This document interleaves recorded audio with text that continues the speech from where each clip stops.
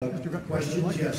John? Mr. President-elect, thank you so much. Thank you. Appreciate it. A couple of aspects of the intelligence briefing that you received on Friday that we're looking for further clarification on. Sure.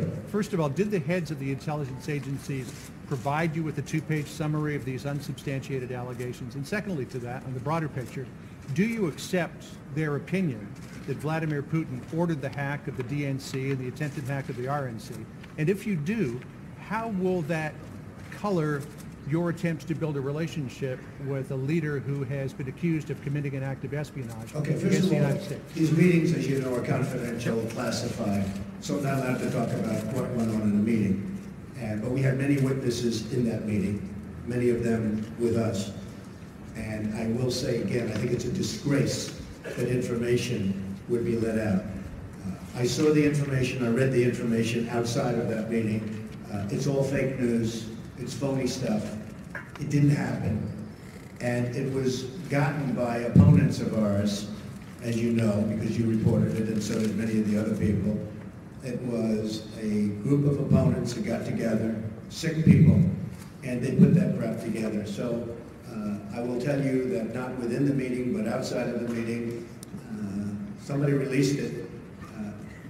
It should never have been, number one, shouldn't have even entered paper, but it should never have been released. But I read what was released, and I think it's a disgrace. I think it's an absolute disgrace. As far as hacking, I think it was Russian, but I think we also get hacked by other countries and other people. And I can say that, you know, when we lost 22 million names and everything else that was hacked recently, they didn't make a big deal out of that. That was something that was extraordinary. That was probably China. We have much hacking going on. Mm-hmm. One of the things we're going to do, we have some of the greatest computer minds anywhere in the world that we've assembled. You saw just a sample of it 2 weeks ago up here where we had the 6 top people in the world that were never in the same room together as a group. And we're going to put those minds together and we're going to form a defense. And I have to say this also. The Democratic National Committee was totally open to be hacked. They did a very poor job. They could have had hacking defense, which we had. And I will give Reince Priebus credit, because when Reince saw what was happening in the world and with this country, he went out and went to various firms and ordered a very, very strong hacking defense. And they tried to hack the Republican National Committee, and they were unable to break through. We have to do that for our country. It's very important. And just to the last part of that question, when I said, how could all of this potentially color your attempts to build a better relationship with President Putin? Well, you know, President Putin and Russia put out a statement today that this fake news was indeed fake news. They said it totally never happened. Now, somebody would say, oh, of course he's going to say that. I respected the fact that he said that.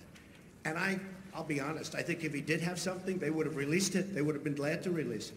I think, frankly, had they broken into the Republican National Committee, I think they would have released it, just like they did about Hillary and all of the horrible things that her people, like Mr. Podesta, said about her. I mean, what he said about her was horrible.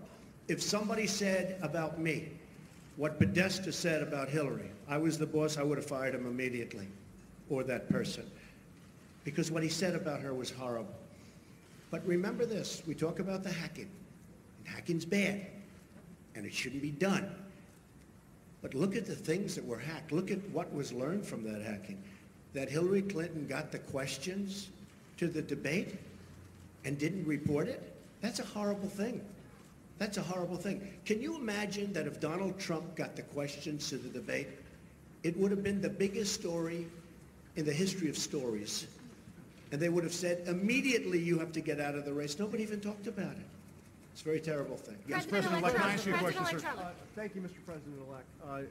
On that intelligence report, the second part of their conclusion was that Vladimir Putin ordered it because he aspired to help you in the election. Do you accept that part of the finding? And will you undo what President Obama did to punish the Russians for this, or will you keep it in place? If Putin likes Donald Trump, I consider that an asset, not a liability. Because we have a horrible relationship with Russia. Russia can help us fight ISIS, which, by the way, is #1 tricky. I mean, if you look, this administration created ISIS. by leaving at the wrong time. The void was created, ISIS was formed. If Putin likes Donald Trump, guess what, folks? That's called an asset, not a liability. Now, I don't know that I'm going to get along with Vladimir Putin. I hope I do, but there's a good chance I won't. And if I don't, do you honestly believe that Hillary would be tougher on Putin than me? Does anybody in this room really believe that? Give me a break. Okay.